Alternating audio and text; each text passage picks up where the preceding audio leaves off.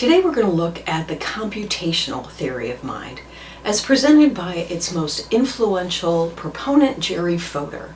Fodor's primary interest was to explain behavior as a result of mental processes. For example, we can explain my picking up this cup and putting it to my mouth by my desire to have some coffee and my belief that there's coffee in the cup. Fodor thinks that my behavior only makes sense if there are lawful relations to connect my beliefs and desires to that behavior.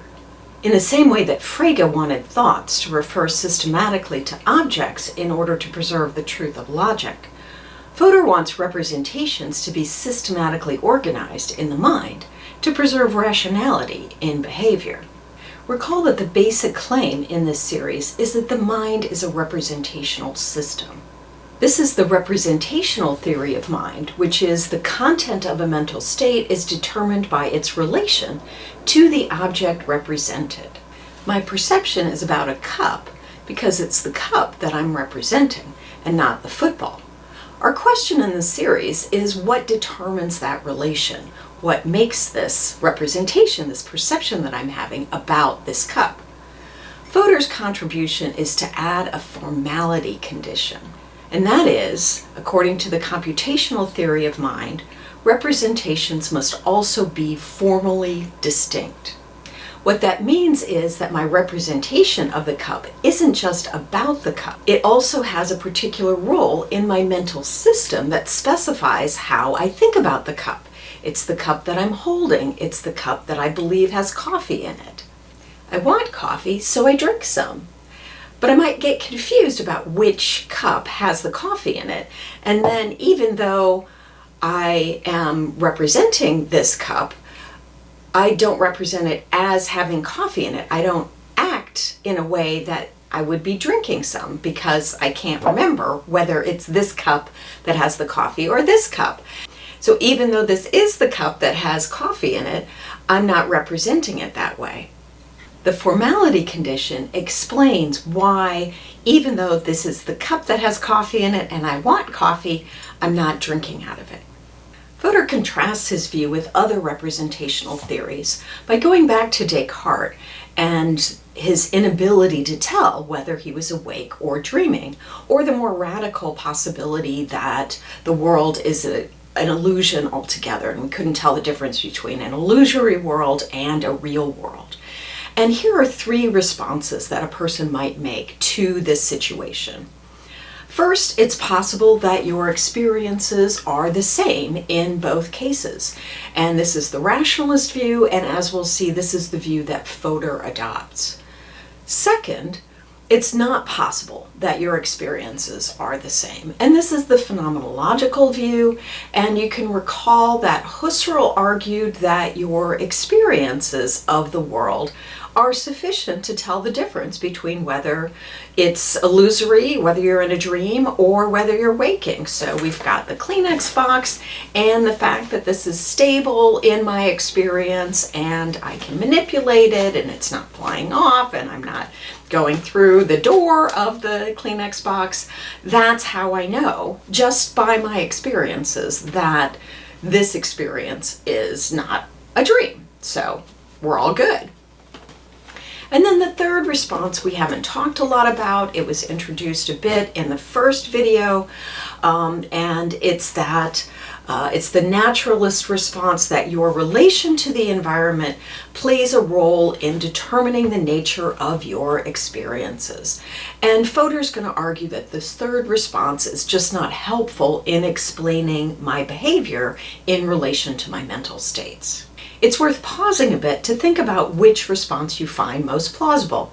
As I mentioned, I discussed the second phenomenology view in the why representation video and mentioned the third view, the naturalist view, in the first what is a mind video. So, maybe you found both of those unsatisfying, in which case maybe you're a computationalist.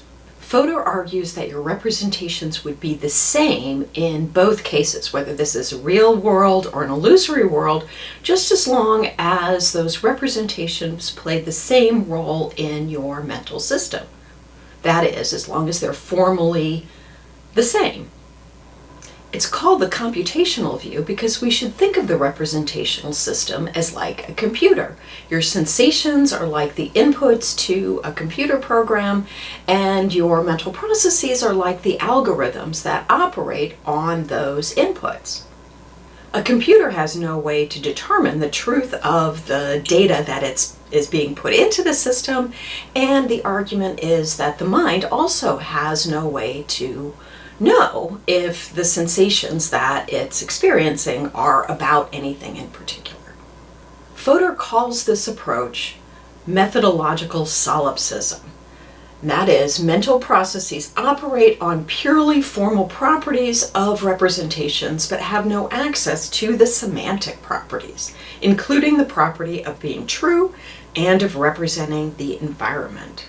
The computer is simply following its internal rules for processing the input. It doesn't know what the ones and zeros mean.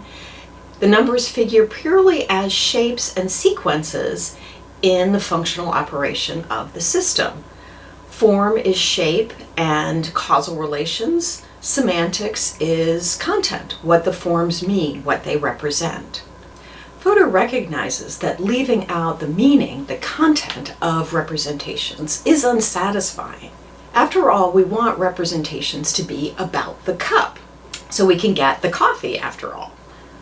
He thinks that some sort of causal relation connects my representation to the cup. But as I noted earlier, he doesn't think that these relations are going to be useful in understanding how a mind works. You'd have to have some way of specifying this cup as the cause of this representation, and you'd need to do it in a lawful sort of way to make sure that this representation is connected to this cup in order to give an account of how they're connected. The problem, according to Fodor, is that you would have to be able to specify all of the relations, all of the causal relations in the world, in order to be able to distinguish this cup from this cup, so that you could be sure that my representation was about this cup and not the other one. And that would require a complete science of the distinctions in the world that would specify one versus the other. And that's implausible. In contrast, we don't need to do a complete science in order to determine how I'm thinking about this cup. All we need to do is look at what I'm doing in relation to this cup. When do I think that this cup is the same as this cup? And when do I distinguish it from this cup? How do I respond? When do I drink coffee out of one cup versus the other cup? These are the internal causal relations that determine how I'm thinking about the cup. On the computational view, what it is to be a mind is to operate on representations defined purely in terms of how they are internally causally related. If establishing a relation between the representation and the thing it's representing is unnecessary or impossible, and all I need to do to determine what a representation means is to determine the internal causal relations, then anything like a computer that has the same internal causal relations as me is doing the same thinking as me.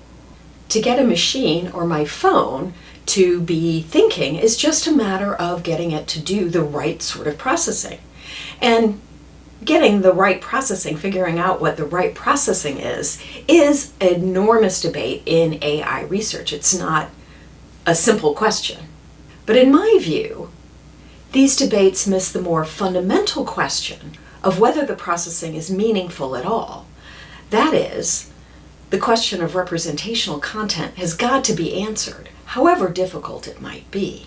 In the next video, we'll look at Ruth Millikan's consumer theory of representation and see how content might be determined without requiring a complete science in order to establish it. But before we get to that, spend some time thinking about the work that we've done so far. Is the mind a representational system? As you think about your mind and all of the things it does, can representations and how they relate to the world or one another explain all of what it is that your mind is doing? And then, if so, what sort of representational relation is the right one?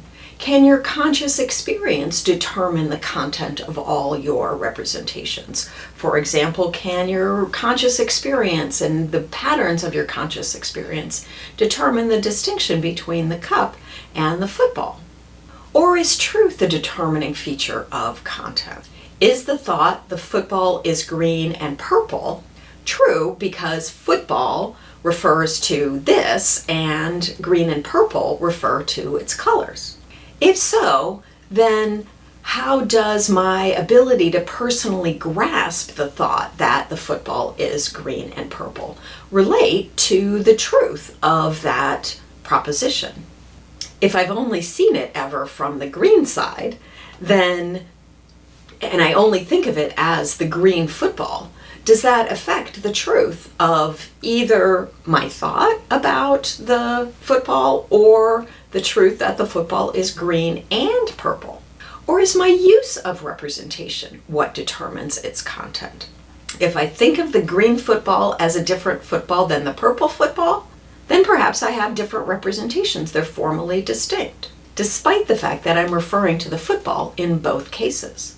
In general, if the mind is a representational system, the question is, what are you representing? Are you representing the contents of your conscious experience, what your thoughts refer to, or the way in which your mental system takes those representations to be one thing versus another thing? And spend some time thinking about the advantages and limitations to each way of thinking about what it is to be a representation.